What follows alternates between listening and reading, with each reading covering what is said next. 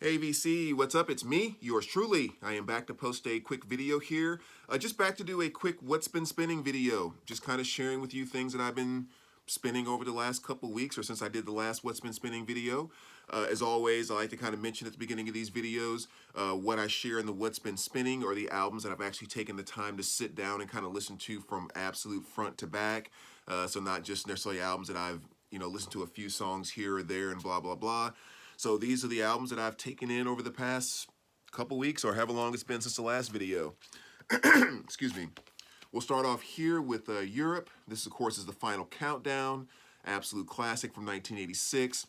Of course, everyone tends to know I guess the the title track off of this, which is the Final Countdown.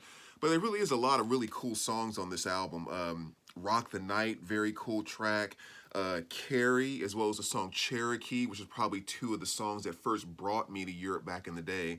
And yeah, it's kind of a really fun listen, really good one to revisit. I was kind of sitting at my computer desk listening to this the other day, and it really kind of made me feel like I was back in high school, like sitting in my bedroom, and it's like this is the kind of stuff that I was playing at that time, and just kind of a really fun album to go back and revisit.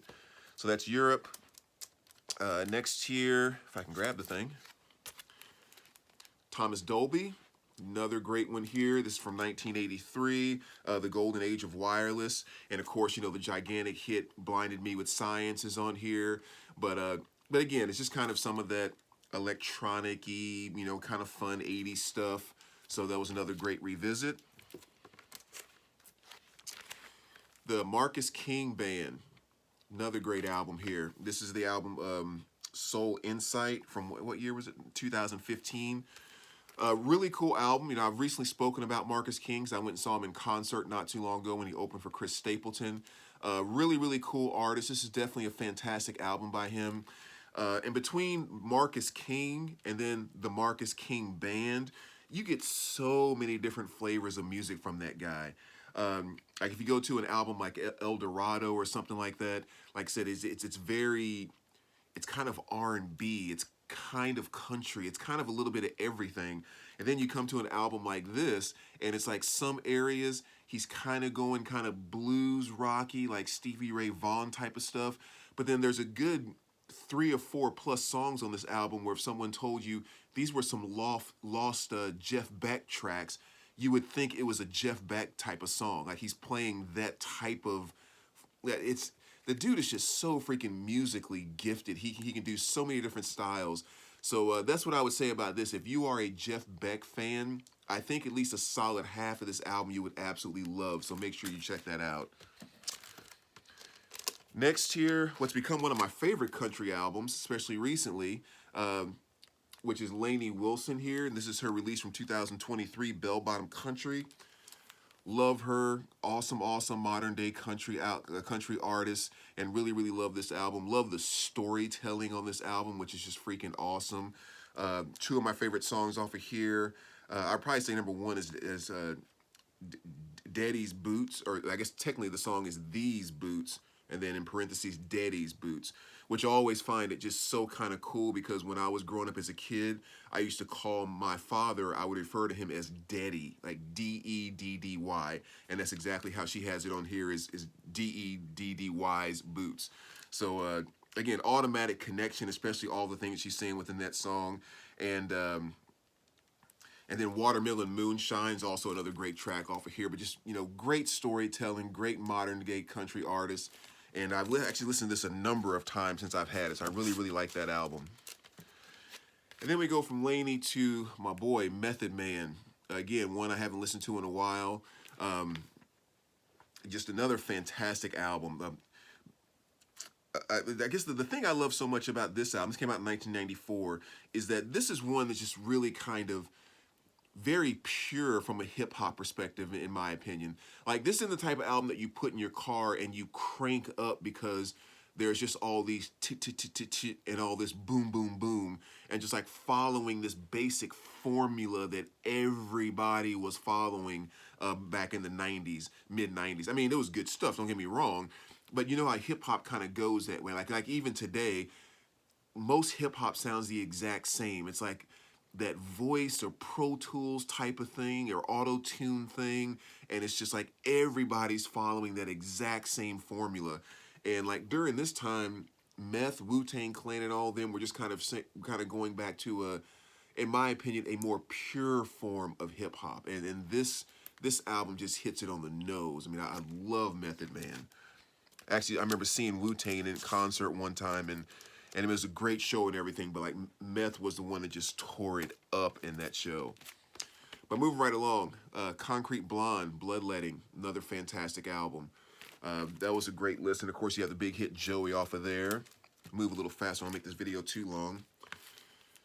Danzig, this is his release from 2017. Another great one too, that I think gets a little bit overlooked in my opinion.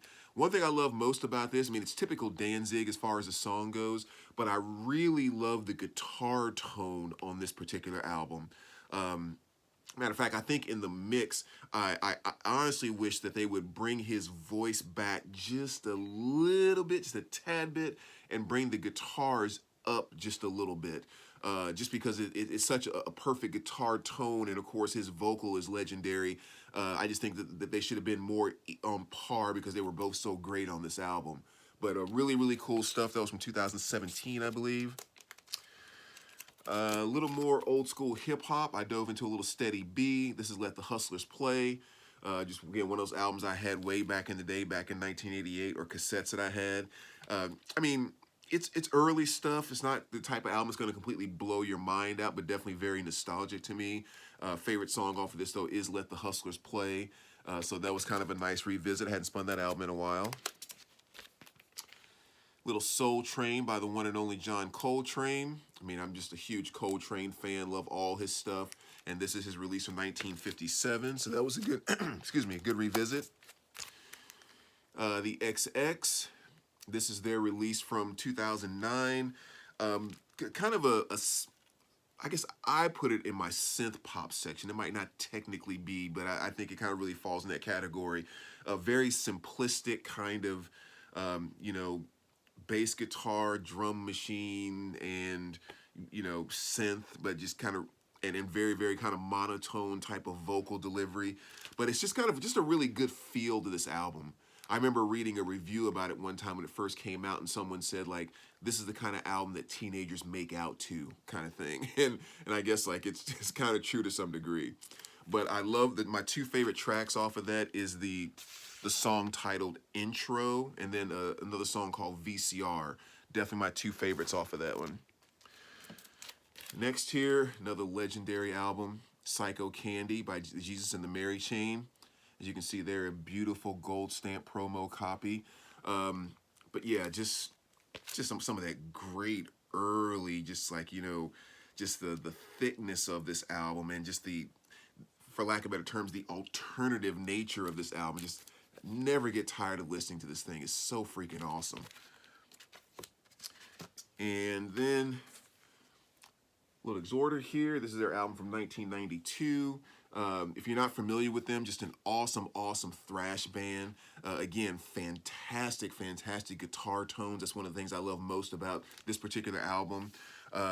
Yeah, really good stuff. If you're a huge thrash metal fan and have never heard this album before, of course, you definitely have to go check it out. And they also do an awesome cover of Sabbath's Into the Void on this, which is pretty awesome. But very cool band. Make sure you check them out. One I hadn't revisited in a while, which is really kind of a fun listen the other day. Metallica's Load. Again, great, great album. Great hard rock album here. You know, all Ain't My Bitch, of course. The House That Jack Built Until It Sleeps. King Nothing, Hero of the Day, Bleeding Me. I mean, just a lot of great, great songs on this album. So that was a fun revisit. Here Comes Trouble by Bad Company. This is their 1992 release. This is the unofficial release on kind of the, I don't know, beat color, whatever vinyl you want to say. It sounds fantastic, but I really, really, really do want to get an original pressing of this. So I'm always on the lookout for one of those. But yeah, just another great Bad Company album. I mean, even through the course of switching singers over the years and everything else, like they just always sound just fantastic, straight up rock. And this album is definitely right in there too. And I love the song How About That off of this. Like, I just, that's one of the ones when I love just to crank. That song gets me so freaking fired up. It's such an awesome, awesome track. And then we have Great White, another classic from 1987. And of course, off of this, you have the big hit Rock Me, which to me is still one of the most perfect rock songs of all time. Just the way it starts off with that awesome kind of bluesy type of guitar, like the build up between the music and the vocal and going into such a big chorus that's Rock Me. You know, it's just, the song really is just kind of one of perfection to me. It's just another kind of fantastic revisit, and that was from 1987. Let's see what's next. He's kind of falling over here. So let me do this really quick. Then we have Tycho, another really, really great album. This is from 2014. And again, I don't know the exact term of what category you put them in. I put them in my synth pop section, but it's kind of just you know, there's no vocals or anything within this. Just kind of all of this synthy type of stuff. It just kind of has like a really cool, smooth, modern 80s, 90s feel to it. But kind of hard to describe. But if you've never heard them before, definitely make sure you check them out. They have a number of different albums out, but this is definitely my favorite. So that is Tycho, another fantastic band. Golden Earring. This is their album Cut. Excuse me. And this was from, what, 1982. Not my absolute favorite album by them, but it does have the song Twilight Zone on here, which is definitely one of my favorite songs by them, so I had to pick this up. So, you know, again, gave that a spin the other day and really enjoyed it. And then one of my favorites right here, which is the Waitresses. It seems like I go back to this album quite frequently. This is their release from 1982. Wasn't Tomorrow Wonderful? I'm sorry. And of course, you know, you had the big hit on here, like I Know What Boys Like, which showed up in I don't know how many different 80s movies. Always specifically remember it from Last American Virgin is when I remember hearing it the most. But just one of those really fun 80s kind of albums. Just absolutely love it. And it's kind of cool too, because when you listen to it, if you really pay attention to the bass player and the drum player, kind of the rhythm section, that there's a lot of kind of R&B funk type of grooves that are in a lot of these fun poppy 80 type of tracks that they have on here, which is another thing that kind of makes this a really cool album to me. But really love listening to that. I only got like, what, 3 more here. MC5, again, I don't have to really describe this album, but you guys know that one very well. Always a great listen. And went back and dove into some early Foreigner, something I hadn't done in a little while. So this is a self-titled from 1977. And of course, you know, you have all kind of great things on here. And you know, I did a video recently talking about like the best opening tracks on debut albums. And this is one that could have made that because, you know, here, of course, you have the opening track of Feels Like the First Time, which is just a huge, awesome hit.